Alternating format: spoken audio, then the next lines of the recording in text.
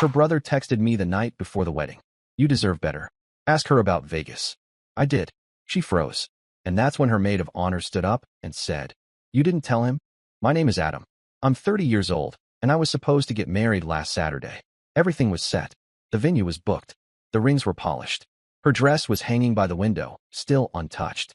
She had even written me a letter, sealed in an envelope that read, To my future husband. But the night before the wedding, I got a text that changed everything. It was from her brother, a guy I had never really been close with. Never had a real conversation with him that lasted more than a few minutes. He always struck me as the quiet one, more of an observer than a participant. But that night, at 11:47 p.m., his message came through. You deserve better. Ask her about Vegas. Just 6 words. No follow-up. No explanation. And even though I stared at that message a dozen times, something inside me knew it wasn't a prank. This wasn't some misunderstanding. That message was deliberate. And it was a warning. I didn't sleep that night. I laid there, in the hotel suite I had booked for our wedding weekend, watching the ceiling fan spin like a slow clock. Every time I closed my eyes, I imagined her face, smiling, laughing, dancing in that white dress, while this hidden shadow hovered behind it all. Ask her about Vegas. She'd told me it was a low-key bachelorette trip. Just her, her maid of honor Riley, and 2 childhood friends. 4 days at some resort off the strip. Brunches, spa days, poolside cocktails. She'd sent pictures, nothing suspicious. I even FaceTimed her one night when she was in the hotel room, wearing pajamas and half asleep. But now I realized she was always the one who called me. And always during the day. Never at night. Never when she was out. And I never once questioned it. Around 6:30 a.m., I finally got up and stepped out onto the hotel balcony. The city was quiet, misty. You know those weird, hollow moments when the world is wide awake, but you feel like the only one standing still? That was me.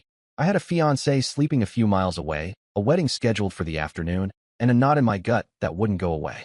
I waited until 8 o'clock. Then I called her. She picked up quickly. Hey babe, big day, she said with that same cheery voice. I didn't say anything at first. Just breathed in. Adam, she said again. That's when I asked, flatly, what happened in Vegas? There was a pause. Not even a gasp. Just absence. Like the signal dropped, except it hadn't. She didn't say a word. Seconds stretched.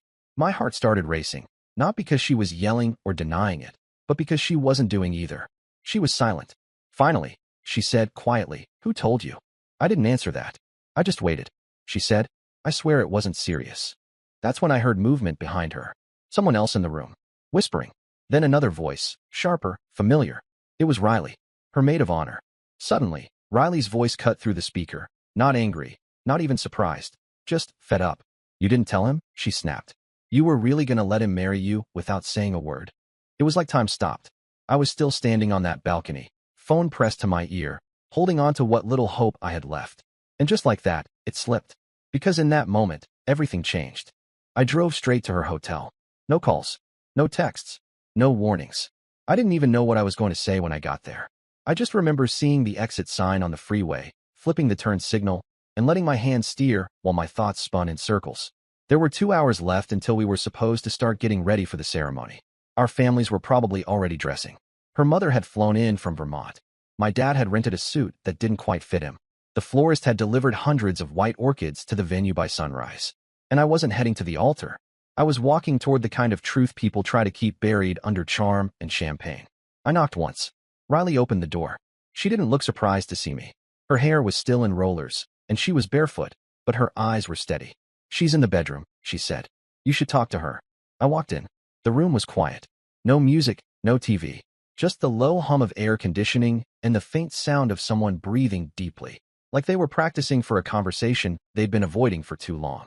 My fiancée, her name's Danielle, stood by the window, still in her robe, back to me. Her phone was in her hand, but the screen was dark. She didn't turn around. I didn't sleep with him, she said softly. My jaw tensed. So who was he? Still no eye contact. He was someone I knew back in college. He happened to be in Vegas. It wasn't planned. I took a breath. So what happened? She turned then, finally facing me. Her eyes were red. She hadn't cried yet, but she'd clearly been trying not to. I saw him at the hotel bar. We talked. Just caught up. I'd had too much wine. He asked if I wanted to go somewhere quieter. I followed. We ended up in a cab. I don't remember all of it. That last sentence made something inside me crack. She didn't remember all of it, but she remembered enough to know she shouldn't have done it. Enough to keep it hidden. How long were you going to keep that from me? I asked. She stepped forward, almost like she was going to touch my hand, but stopped mid-step. I thought if I told you, I'd lose you. So you decided to lie instead? That's when Riley stepped into the room. She didn't just lie, she said. She made all of us lie too. Danielle's head snapped toward her. Riley, don't. No, Riley said, folding her arms. You made me promise I wouldn't tell. You made me keep it quiet. I told you it was wrong. I told you it would come back to bite you. And now here we are. Danielle was shaking slightly now. I didn't mean for it to go this far. I looked between them. So this wasn't just a moment of bad judgment, I said. You had time to come clean. You chose not to. She didn't argue. That, somehow, hurt more than anything she could have shouted. I stood there for another minute. I think I was waiting for something. An apology that would make it better. A confession that would make it make sense. But there wasn't one. So I turned around and walked out. Riley didn't try to stop me. But just before the door closed behind me, I heard Danielle say something under her breath. It was quiet, barely audible, but I caught it. I thought he was just a memory. And in that moment, I realized she hadn't just betrayed me. She'd been carrying someone else in her heart, even while planning a life with me. By the time I reached the venue, the parking lot was already half full. My best man, Jordan, was standing by the catering van with a to-go coffee and a checklist. He gave me a confused look as I got out of the car, still in jeans and a plain t-shirt. No suit, no tie, not even a pressed shirt. You good? He asked. I didn't answer right away. I just looked past him toward the entrance, where guests were starting to trickle in. Women in pastel dresses. Men adjusting ties in their reflections on the glass. Jordan stepped closer. Adam, what's going on? I looked him in the eye. We're not getting married today. The checklist dropped to his side. What? I'm not calling it off, I said. Not yet. But it's not happening today. I walked inside, ignoring the glances and greetings, straight to the event manager. Her name was Valerie, and she was adjusting flower centerpieces when I tapped her on the shoulder. There's been a change in plans, I said. No ceremony. No reception. I'll pay in full. Just make sure the food gets donated somewhere. Anything open bar related, cut it. If people want to stay and eat, let them. She blinked. You're serious? I wish I wasn't. Then I turned and walked back outside. A few minutes later, I heard murmurs. The bridal party had arrived. Danielle stepped out of a black SUV in full hair and makeup. She looked flawless. But her face gave it away. She wasn't walking into a wedding. She was walking into something else entirely. Jordan caught my arm. Adam, talk to me. What happened? I pulled him aside and gave him the short version. Not every detail. Just enough. He stood there for a while, staring at the grass. Damn, I know. Danielle was standing at the venue entrance now. Her mom was talking to her, confused, maybe even panicking. Guests were starting to realize something was off. No music, no aisle, no white chairs lined up. Just a half-decorated ballroom and an announcement waiting to happen. I walked up to the mic. Jordan tried to stop me. You sure about this? Yeah. I tapped the mic twice and cleared my throat. Hi everyone. I began, my voice carrying across the room. Thanks for coming today. I know this isn't what you expected to hear, but I just wanted to say thank you for showing up. People went quiet. There won't be a wedding today, I continued. We're working through something personal, and I'm asking for privacy, for both of us. There were gasps, murmurs. One woman dropped her purse. A chair scraped loudly against the floor. I didn't look at Danielle. I didn't need to. I could feel the weight of her stare. My parents approached me shortly after, concern written across their faces.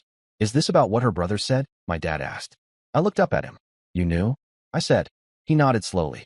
He came to me last night. Asked what I'd do if it was Mom. I swallowed hard. And what did you say? I said I wouldn't go through with it. Not if I didn't trust her. I glanced at Danielle. She was now sitting by the window in the back of the room, surrounded by her bridesmaids, but somehow completely alone. I didn't hate her. That's what shocked me the most. I wasn't angry in the way people expect.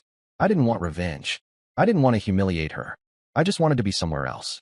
Somewhere honest. And that's when her brother walked in. He scanned the room, spotted me, and walked over. I figured you got the message, he said quietly. Why'd you do it? I asked. Why tell me? He didn't hesitate. Because I've watched her destroy people she loves before. I wasn't about to watch her do it to someone who actually loved her back. He patted my shoulder and walked away. By 4 p.m., the venue looked like a ghost town. The DJ had packed up his booth without playing a single song. The caterers were boxing up untouched hors d'oeuvres. Someone had started collecting the orchids into buckets. I stayed until the room emptied out, just sitting in the back row, watching the aftermath of a celebration that never happened. Eventually, she walked in. Danielle had changed out of her dress. She wore a plain blue sweater and jeans, hair undone, makeup barely clinging on. She sat 3 chairs away from me. Neither of us spoke for a long time. Finally, she whispered, I don't even know where to start. Try the beginning, I said, keeping my eyes on the centerpiece in front of us. Not the Vegas part. Before that. She exhaled. I didn't think I deserved you. That caught me off guard. You cheated because you felt unworthy? She shook her head. No. I kissed him because for 1 second, I felt like the old me. The reckless me. The version that didn't belong in a life with someone like you. I turned to face her. You were supposed to be my safe place. And I thought I was yours. You were, she said quickly. You still are? But I panicked. I saw everything coming together. The house, the wedding, the plans, and I wondered if I was really ready for forever. I let her speak. Not because I agreed, but because I needed to hear how she justified dragging us into this mess. I saw him in the hotel lobby, she said. It wasn't planned. I hadn't seen him in 5 years. He was there for a convention. We got a drink, and I didn't think twice about it until it was too late. I didn't ask what too late meant. I didn't need to. She added, nothing happened after that night. I blocked him. I came home and didn't touch the ring for a week. I thought about telling you every day. But you didn't. She nodded slowly. Then, for the first time that day, I let my anger show. You let me write vows, I said. You let me look at you like you were the one person I could bet my life on. You stood next to me for engagement photos. You let me plan a honeymoon. Danielle's voice broke. I know. No, you don't, I said. You can't say you know and keep doing it anyway. You don't know. She looked down at her hands. I never meant for Riley to get involved, she murmured. I just needed someone to talk to. And she made me swear I'd tell you eventually. You lied to her too, I said. I lied to everyone. Silence again. Then Riley appeared. She had changed out of her bridesmaid dress, now holding a makeup bag and a pair of flats in one hand. I left my stuff in the back, she said, glancing at both of us. But I figured you'd want to know. He didn't just show up in Vegas. Danielle looked confused. Who? The guy from college, Riley said. He didn't just happen to be at the same hotel. He was invited. Danielle froze. What are you talking about? He told me himself, Riley said. After you passed out that night, he tried messaging me. Said you texted him the address days before. Danielle's face went pale. I didn't, she stopped. But something in her eyes said maybe she had. Maybe part of her wanted it. Riley gave me a long look, then quietly walked away. Danielle whispered, barely audible. I didn't remember doing that. But now, even she didn't sound convinced. I left the venue just after sunset. There was no dramatic goodbye, no farewell speech, no final moment between me and Danielle.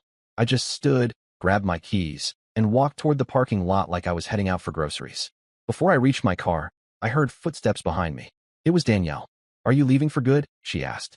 I stopped, turned halfway. I don't know, I said honestly. She stepped closer, holding the hem of her sweater sleeves like she was trying to keep herself from shaking. I don't want to lose you, she said. But you already did, I replied. She blinked quickly, trying to hold something in, guilt, maybe. Or maybe just the weight of finally being seen. You once told me, I said, that I was the first person who ever made you feel safe. She nodded. But safety only works if both people stay still, I added. You ran. Her lips parted. I didn't plan to. I didn't go looking for it. You texted him your hotel address. She looked like she might collapse under her own shame. I wasn't being cruel. I wasn't trying to punish her with those words. I was just stating what was left, bare, ugly truth without embellishment. I loved you, I said, but I did it with my eyes closed. She tried to reach for my hand. I stepped back. I'm not saying goodbye yet, I told her, but I need space. Real space. Not the kind where we talk every night and pretend we're okay. Where will you go? She asked. I shrugged. Back to my place. Maybe to my brother's for a while. I just can't see you every day and pretend this didn't happen. She nodded, swallowing hard.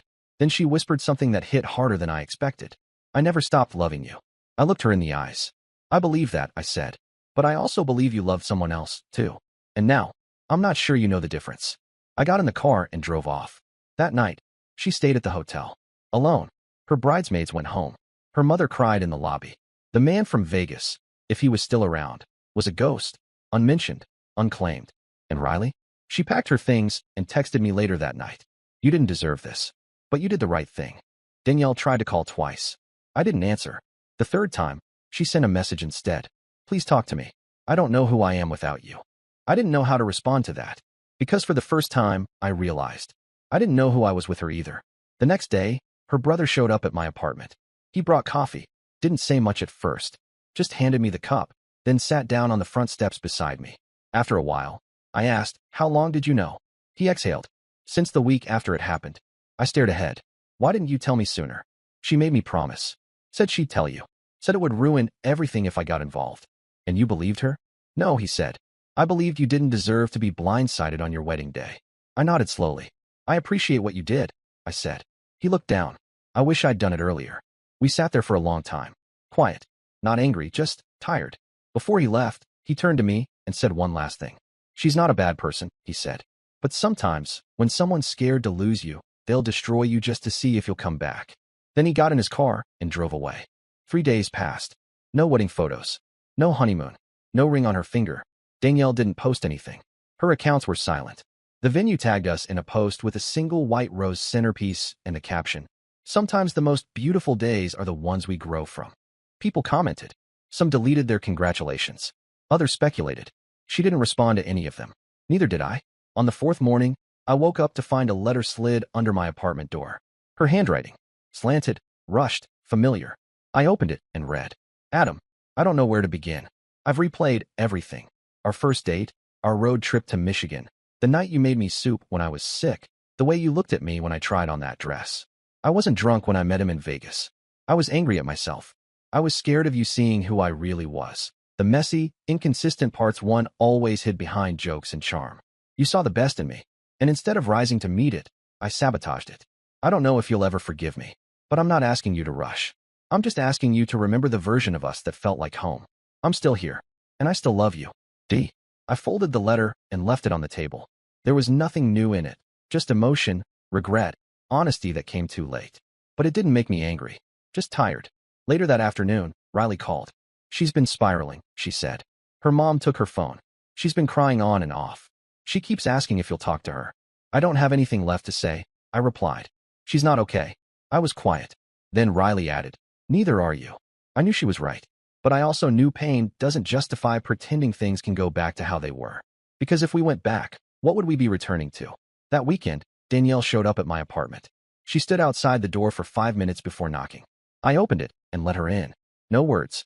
No hug. Just the sound of footsteps across my hardwood floor. She sat down at the edge of the couch, clasping her hands. I don't know who to be without you, she said softly. I leaned against the wall. That's the problem. She looked up at me, confused. You can't love someone just because they hold you together, I said. You have to know who you are before you ask someone else to stay. I thought I did, she said. I nodded. So did I. There was a long silence between us. Not bitter, just still. And then she said it, what I'd been waiting to hear without realizing it. I never chose between you and him because I never really wanted him. I just didn't want to be the kind of woman who only ever felt worthy with you. I looked at her, really looked. Not the woman in a wedding dress. Not the liar from Vegas. Just a girl who made a mistake and now had no idea what to do with the wreckage. I'm not asking you to take me back, she said. I just want to know if I even belong in your life anymore. I didn't have an answer, and maybe that was the most honest thing I could offer. I walked over, sat beside her, and stared ahead. I don't hate you, I said, but I don't know what comes next. She nodded. I'll wait, she said. I shook my head. Don't. She blinked, startled. Don't wait, I said again. Go live your life. Go figure out who you are without anyone's approval. If we're meant to find each other again, it won't be because we're scared to move on. She stayed a little longer. We didn't talk much. Then she stood, gave me one last look, and walked out. We didn't speak for the next 2 weeks. I heard she started therapy. Riley texted me once to say Danielle got a new job in a smaller firm, outside the city. Her brother called once, too, just to check in. As for me, I went back to the basics. Running, cooking for myself, relearning how to enjoy silence, not filling it with hope or hurt. And one morning, I looked at the chair where she used to sit and didn't feel like something was missing. Just different. And that's the story. If you're still here, that means you're one of us. So go ahead, hit that subscribe button. I drop new chaos every single day, and trust me, tomorrow's story, it's even worse than this one.